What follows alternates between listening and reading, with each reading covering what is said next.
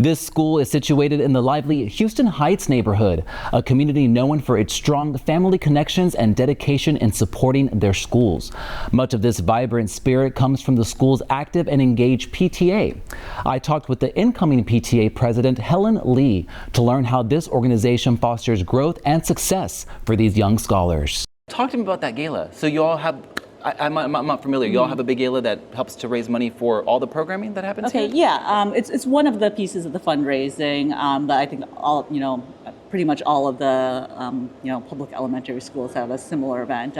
It is both a big party where our community comes together, enjoys themselves, but also yes, an opportunity to raise a lot of the funds that go towards all the programming that we do. We want to continue a lot of the programs that we do, such as art, the garden, field trips, assemblies, everything that we can do to build the community here, as well as give the children, all the students here, a really well-rounded educational experience. And check it out, this is the school's garden that Helen just talked about. Students get to use it for all sorts of fun, hands-on lessons. We were out in the garden when science teacher Austin Breyer was there with her students, and she explained for us how and why Harvard's science program is so unique.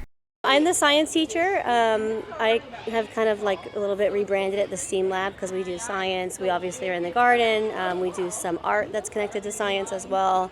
Sometimes we're making makerspace projects that tie into our science objectives and also have like an engineering element. So we kind of just focus on science but explore it through different STEM ways. The garden is unique because it's funded completely by our Harvard Elementary PTA, which is amazing. It would not be possible without them. The program that we have is really amazing. The garden teachers come in from Ready to Grow Gardens and they bring in materials for us to use. They bring in, it's a very educated teacher for us to benefit from. They help us plant and maintain and grow everything, and we also have Harvard parents who help do like weeding and like mulch digging or soil digging and like transferring the materials. So it's really like a community effort. Could not do it without our PTA.